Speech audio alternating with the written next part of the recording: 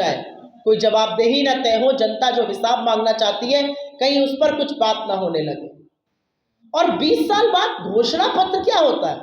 20 साल बाद तो आपको अपना रिपोर्ट कार्ड लेकर आना है, लेकिन रिपोर्ट कार्ड नीलबटा सन्नाटा है, रिपोर्ट कार्ड फेलियर से भरा हुआ है, तो कैसे लाएंगे भला? क्या है रिपोर्ट कार्ड बिहार का? बिहार जो कभी ज्ञान की, अध्यात्म, तप, तर्पण, त्याग की भूमि होता था, उस बिहार में अराजकता, अपराध बेधड़क है। जिस बिहार में लोग दूर दूर से ज्ञान अर्जन के लिए आते थे, वहां शिक्षा, स्वास्थ्य, लॉ एंड ऑर्डर की धज्जियां उड़ चुकी हैं। और मैं क्रमबद्ध तरीके से आपको थोड़ा थोड़ा आंकड़ा देकर हर क्षेत्र पे बात जरूर करना चाहती हूं।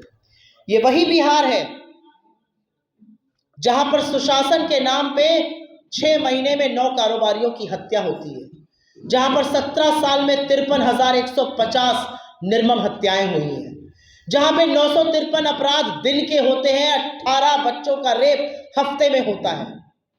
ये वही बिहार है जहां पर चुनाव के दौरान मोकामा में रक्त रंजन होता है, उसी दिन सिवान में एक एएसआई की हत्या होती है। ये वही बिहार है जहां पे सुशासन के नाम पर पॉकेट में तमंचा और पिस्टल रखकर सीसीटीवी पर लोग बेधड़क अस्पताल में घुसते हैं, गोलियां मारकर हत्या करके चले जाते हैं।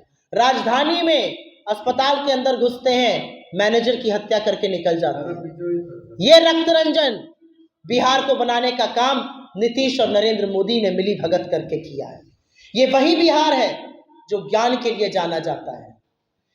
यहां पर 16,000 से ज्यादा स्कूल ऐसे हैं जहां पर बिजली नहीं है, 73,000 से ज्यादा स्कूल ऐसे हैं जहां पर कंप्यूटर नहीं है। कैसे बढ़ेगा बिहार का बच्चा आगे? कैसे कंपीट करेगा वो? जब परीक्षा का समय आता है तो पेपर लीक होता है, एक के बाद एक पेपर लीक बिहार में होता है। और ये मैं दावे के साथ कह सकती हूँ, पूर्वांचल उत्तर प्रदेश की रहने वाली हूँ, हमारे यहाँ माँ बाप रात की एक रोटी कम खाते हैं कि बाबू पढ़कर कुछ बन जाए, लेकिन जब नौकरी का टाइम आता है तो पेपर लीक हो जाता है। जब लोग अपने हक की मांग करते हैं युवा, तो उन पर ठिठुरती हुई ठंड में बिहार की सरकार लाठियां बरसवाती है, पानी की बौछारें चढ़वाती है। ये वही बिहार है जहां पर स्वास्थ्य के नाम पर लोगों के साथ मजाक किया जा रहा है। 57% अस्पतालों की कमी, और जो अस्पताल सरकारी खड़े हैं वो जर्जर हैं। ये अलग बात है कि दरभंगा का एम्स लोग अभी भी दूरबीन लेकर ढूंढ रहे हैं। ये वही बिहार है जहां पर नीति आयोग, जो जिसके अध्यक्ष खुद प्रधानमंत्री महोदय हैं, उस नीति आयोग का कहना है बिहार देश के सारे राज्यों में सबसे गरीब राज्य है। उसी नीति आयोग का कहना है कि बिहार में औसत व्यक्ति की आय देश में सबसे नीचे स्तर पर है। उसी नीति आयोग का कहना है कि बिहार में औसत व्यक्ति की आय झारखंड की आधी और उड़ीसा की 1/3 है। कैसे ऐसा हो गया? ये बिहार जो चीनी की कटोरी जाना जाता था, जो पूरे देश में 27% चीनी का कंट्रीब्यूशन करता था, अब मात्र 2% कर रहा है।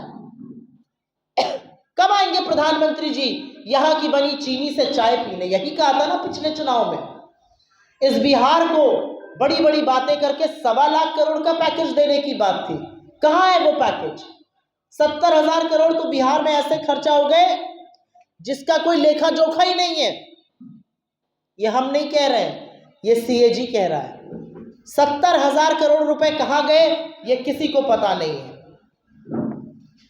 असलियत यह है कि निवेश के नाम पर गृह मंत्री अमित शाह आके कहते हैं बिहार में इंडस्ट्री नहीं लग सकती क्योंकि बिहार में जमीन नहीं है। शर्म नहीं आती आपको ये कहते हुए?